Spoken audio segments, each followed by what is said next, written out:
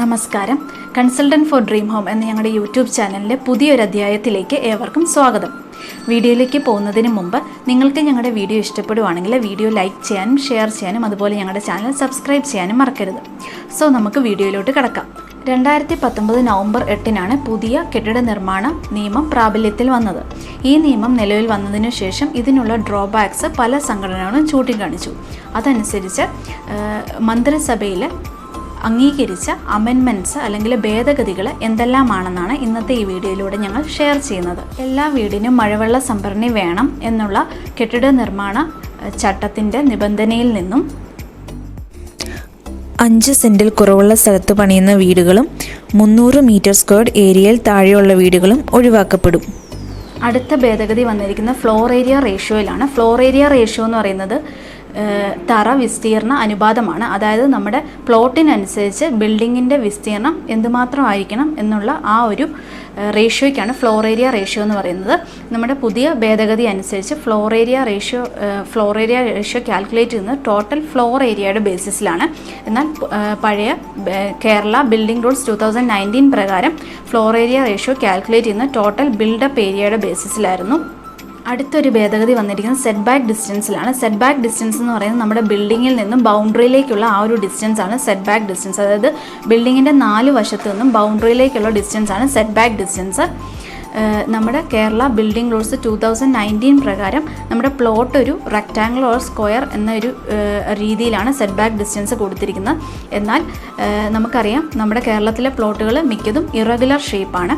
So നമ്മുടെ പുതിയ ഭേദഗതി അനുസരിച്ച് സെറ്റ് ബാക്ക് ഡിസ്റ്റൻസ് ആവറേജ് ബേസിസിലാണ് കൊടുത്തിരിക്കുന്നത്. അടുത്തത് 18,000 മീറ്റർ സ്ക്വയർഡ് ഏരിയയിൽ മുകളിലുള്ള ബിൽഡിങ്ങിൻ്റെ റോഡ് വിഡ്ത്തിനുള്ള ഭേദഗതികളാണ്.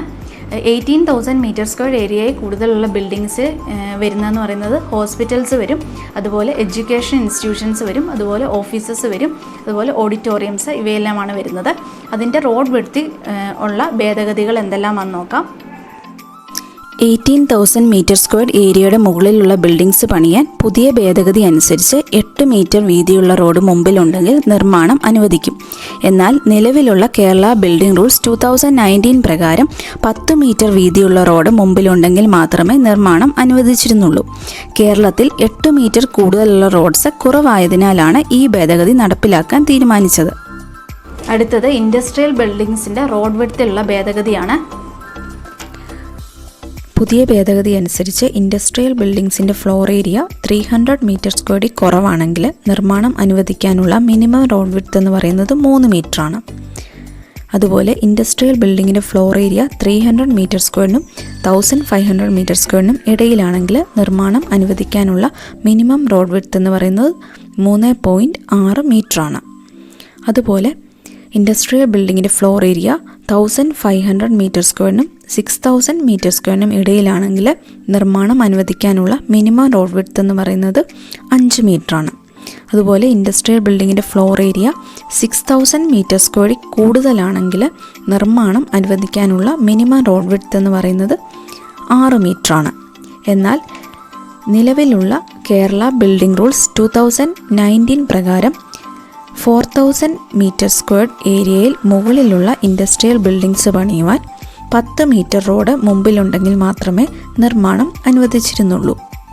ഇനി പോൾട്രി പശു വളർത്തൽ മേഖലയിലുള്ള പെർമിറ്റിലുള്ള ഇളവുകൾ എന്തെല്ലാമാണെന്ന് നോക്കാം.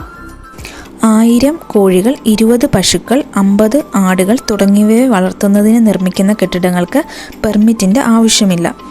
നിലവിൽ 5 പശുക്കൾ, 20 ആടുകൾ, 5 പന്നികൾ, 100 കോഴികൾ എന്നിവയിൽ കൂടുതലുള്ള ഫാമുകൾക്ക് തദ്ദേശ വകുപ്പിൻ്റെ പെർമിഷൻ വേണമായിരുന്നു.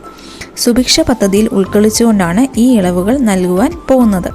സോ ഇവയെല്ലാമാണ് 2019 നവംബർ 8 വിജ്ഞാപനം ചെയ്ത കേരള ബിൽഡിംഗ് റൂൾസിൽ വന്നിട്ടുള്ള ഭേദഗതികൾ. Thank you.